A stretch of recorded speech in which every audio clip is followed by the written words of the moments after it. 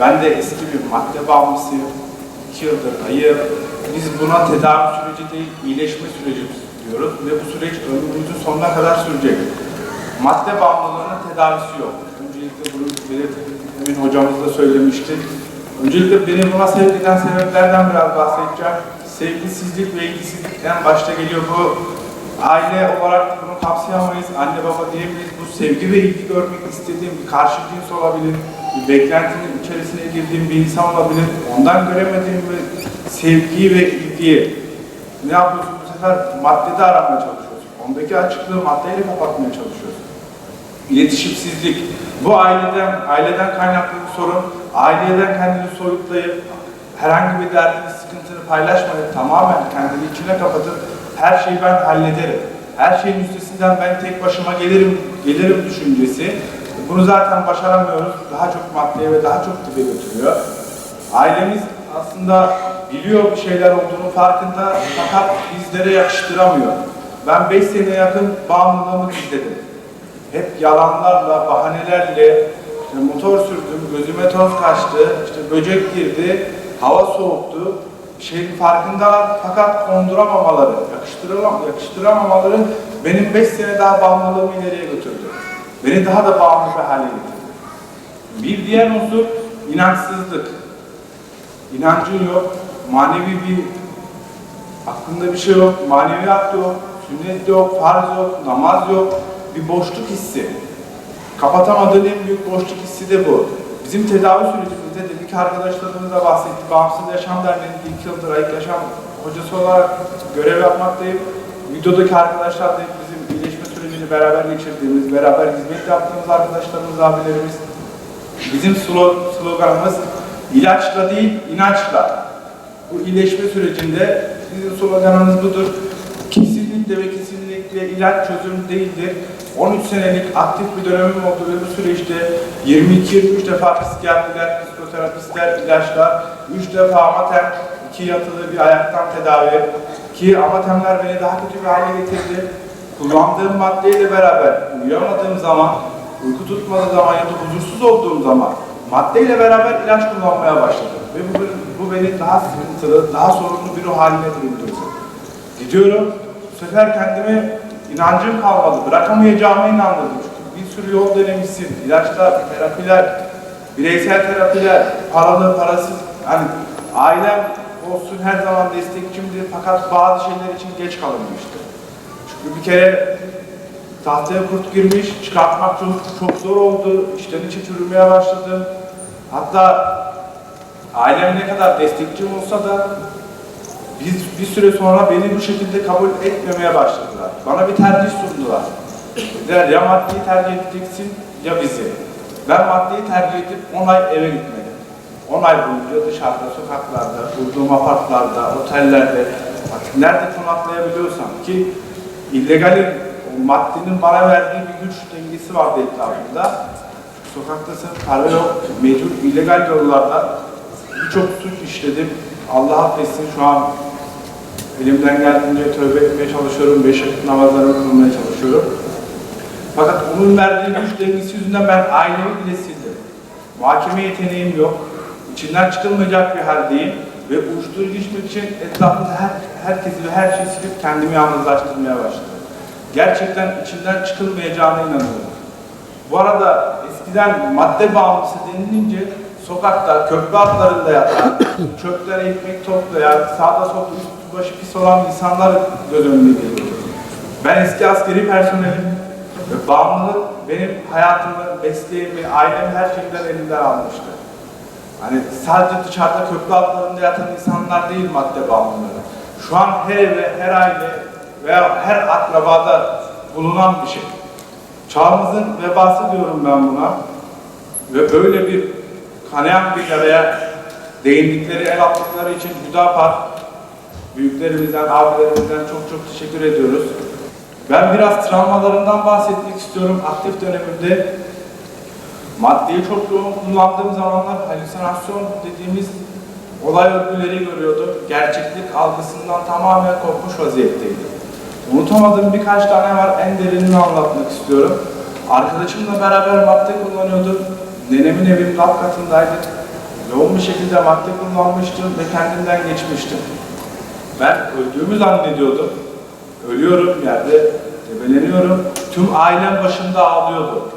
Annem, nenem, abim, yeğenlerim, kardeşim, herkes başımda ağlıyor. Ve üzerime toprak atıyorlar.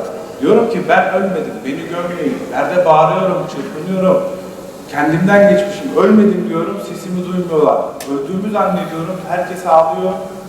Sonra o halüsinasyonluktan, o maddenin etkisi geçtikten sonra gerçek hayata döndüm. Fakat baktım yine herkes başımda ağlıyor. Gerçekten öldüğümü düşündüm. Hayatım benim için bittiğini düşündüm. Ve bu halüsinasyonu ben daha önce bir 7-8 sefer, belki daha fazlasını yaşamıştım. Maddenin etkisi geçtiği zaman, geri bu tarafa geldiğim zaman anlıyordum onun halüsinasyon ve madde etkisi olduğunu. Ve tekrar aynı görüntüyü gördüğüm için ailemin başında ağladığını, herkes feryat figan, yani aynı görüntü gitmedi. Normalde değişmesi gerekiyordu. Ben de çok büyük bir travma bıraktı. Babam kalk oğlum dedi, yerde yatıyorsun. Bir ayağa kalktı. Sahneler yüklenmeye başladı. Arkadaşım yerde yatıyor. Madde kullandı. Tesisatlar karşımda duruyor. Herkes ağlıyor. Oturdum. Olayın şokunu atlatamadım. Aileme böyle bir şey yaşattı. Yani şu an hala şoktayım. Hala atlatamadığım bir travmamdır. Maddemi almışlardı o gün ve bir gün sonra sabah uyandığımda bana maddemi verip nereye koydunuz diye ailemle tartıştım, kavga ettim. Daha dün ölüyordu gözümüzün önünde, can veriyordu. Ne yapacağını bilmiyorlar çünkü. Su dökmüşler, vurmuşlar, ambulanslar arasalar sıkıntı çünkü madde kullanımı, dosya açılacak, işlem yapılacak, polis gelecek. Onun riskine girememişler. Ne yapacaklarını bilmiyorlar. Gözlerinin önünde ölüyorum ve çaresizler. Ve ben bir gün sonra kalkıp sabahleyin benim maddemi verin, benim maddemi nereye koydunuz diye evde kıyamet kopartıp her yeri dağıtıp ve para isteyip o evi terk ediyorum. Sırf bir için, madde kullanmak için. Daha dün ölüyordum gözlerinin önünde. Bir dünya acı, bir dünya problem, sorun yaşattım. Ama bu hiçbir zaman çözüm olmadı ya da maddeyi bırakmaya beni sürüklemedi. Bırakma öykümden de bahsetmek istiyorum biraz. Oranın tamamen ilaçsız olması ve maneviyat destekli olması beni cezbetti. İlk gittiğimde her zamanki gibi madde bırakılmaz, madde şöyle olmaz, madde böyle olmaz. Çünkü çevremde bırakabilen bir örnek yok. Bu işe başlayıp da bırakmış, elini ayağını çekmiş hiç kimse yok. Sokak tabirinde şöyle bir şey var. Madde asla bırakılmaz, ara verilir. Böyle bir düşünce olduğu için kendimi de bırakamayacağıma inandırmıştım. Fakat buraya geldiğimde senelerdir içmeyen ve ayıklığını devam ettiren abilerle tanıştım. Ve beni en büyük etkeni de ben farklı bir dine inanmaya başlamıştım. Sonra ateist olmuştum. Bu derneğe geldiğimde 5 vakit namazıma başladım. 2 senedir bu dernek çatısı altındayım. 5 vakit namaz, ayrıca Ramazan'da full 30 gün orucumu tutuyorum. Yani nereden nereye getirdi beni? Ve şu an bu dernekte kalıp diğer bağımlı kardeşlerimize hayat tecrübelerinden, öğrendiğim şeylerden, yaşadığım sıkıntı ve sorunlardan, çıkardığım derslerden onlara aktarmaya çalışıp birilerini kurtarmaya çalışıyorum. Peygamber Efendimizin bir sözü var. Bir insanı kurtaran tüm insanlığı kurtarmış gibidir. Bu söz benim bu işe başlamamda çok büyük bir vesile olmuştur. 13 senenin başında tek bir maddeyle başlayıp 13 senenin sonunda kullanmadığım, denemediğim, tadına bakmadığım madde kalmamıştı. Benim maddem oydu, ilk başladığım madde, ben onda kalacaktım, içmeyecektim ve bağımlılık yapmıyor deniliyordu. 13 senenin sonunda denemediğim madde tarzı kalmamıştı. Ve artık bırakamıyordum. İçmediğim zaman yataktan çıkamıyordum, içmediğim zaman uyuyamıyordum.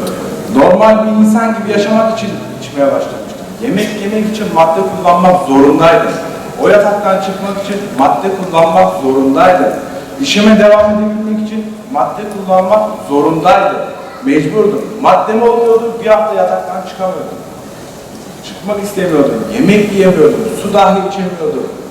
Çok kötü bir vaziyetteydim. Beni iyileşme sürecine iten de 100 kilolardan 60-65 kilolara düşmüştüm. Bir gün evde oturup içebiliyordum artık, rahattım. Bir gün annemle koridorda denk geldik, evin koridorunda. Aynı evin içinde yabancı gibiydi. Varlığım yokluğum belirsiz, her şeyden. Bir yere gidiyorlar, haberim yok, bir şey olacak, haberim yok. Evin içinde yabancı gibiydim. Koridorda denk geldim, annem ağlamaya başladı bir anda.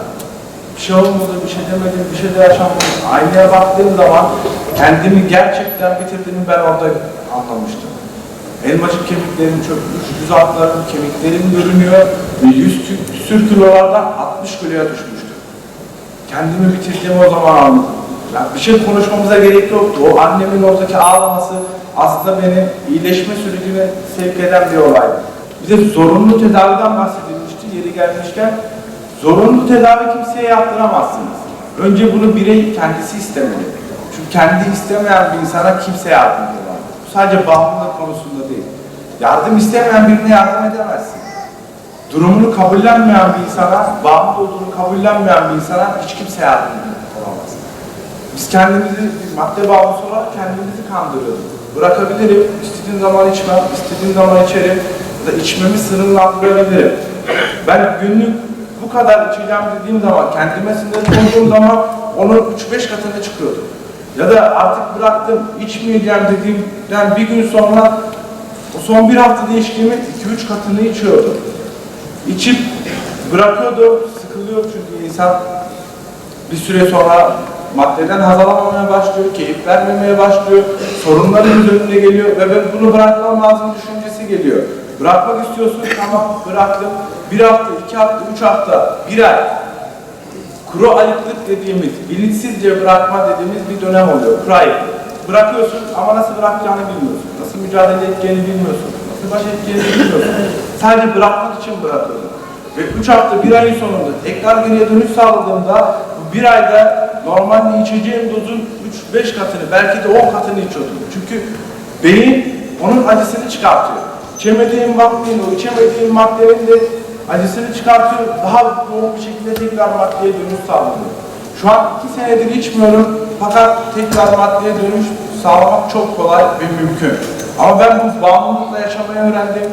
Özellikle de beni burada etkileyen, beni durduran %50 ayıklamamı devam ettirmemi sağlayan şeylerden biri %50'si namaz, %50'sini aldığım psiko eğitim dediğimiz samba, sigara, alkol, madde bağımlılığı ve ayık yaşam diye tabir ettiğimiz benim gibi eski madde bağımlıların girdiği dersler. Ama bunun %50'si tamamen maneviyat ve namaz. Çok büyük bir bütünlüğü. Çünkü inançsızlıktan doğuyor bazı şeyler. O kalpteki o manevi boşluktan başlıyor aslında bağımlılık.